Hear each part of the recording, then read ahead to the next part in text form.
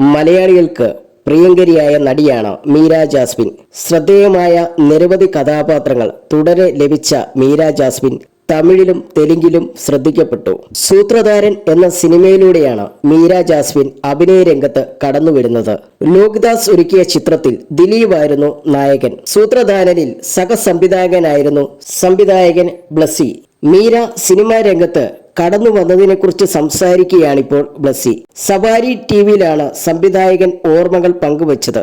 ഒരിക്കൽ ഡെന്റൽ ക്ലിനിക്കിൽ ഞാനും ഭാര്യയും കൂടി പോയപ്പോൾ അവിടെ നമ്മുടെ ചർച്ചിൽ തന്നെയുള്ള 2 കുട്ടികൾ നിൽക്കുന്നത് കണ്ടു.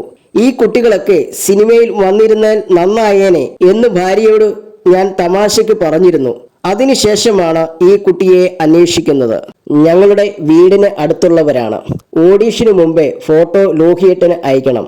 ഫോട്ടോ അയച്ച ശേഷം കുട്ടിയെ ലോഹിയേട്ടനെ കാണിക്കാൻ കൊണ്ടുപോകണം. ജാസ്മിന്റെ വീട്ടിൽ നിന്നും ആരും വരാനില്ല.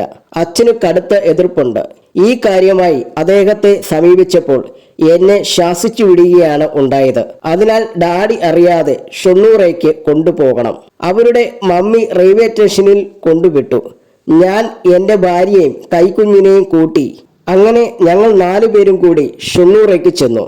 അത് ന്യൂ ഇയർ കാലമാണ്.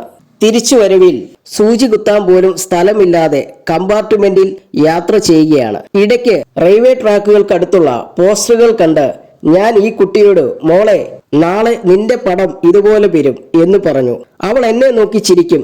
യേശുദാസിനടുത്ത് അദ്ദേഹത്തിന്റെ പിതാവ് പറഞ്ഞു കൊടുത്തതായി ഞാൻ കേട്ട കാര്യമുണ്ട്. താമര പോലെയുള്ള പുഷ്പത്തിന്റെ മുകളിൽ ലക്ഷ്മി ദേവി എങ്ങനെയാണ് നിൽക്കുന്നത്, അതുപോലെ നിൽക്കണമെങ്കിൽ ഭാരമില്ലാത്ത അവസ്ഥ ലക്ഷ്മിക്ക് ഉണ്ടാകണം. അതുപോലെ ആയിരിക്കണം ജീവിതത്തിൽ. അപ്പോഴാണ് ഐശ്വര്യവും സമ്പത്തും വരികയെന്ന് ഞാൻ അവളോട് പറഞ്ഞു. ഈ കുട്ടിക്ക് അഭിനയിക്കാൻ സാധിക്കും എന്ന് വ്യക്തമായി മനസ്സിലാക്കിയാണ് ലോഹിയേട്ടൻ തിരുവല്ലയിൽ എൻ്റെ വീട്ടിൽ വരുന്നത്. കൂടുതൽ കാര്യങ്ങൾ സംസാരിച്ചപ്പോൾ ലോഹിയേട്ടനും ആത്മവിശ്വാസം വന്നു. എൻ്റെ വീട്ടിൽ കത്തിച്ചു വെച്ച മെഴുതിരിക്ക് മുമ്പിൽ ഈ കുട്ടിക്ക് അഡ്വാൻസ് കൊടുത്തു.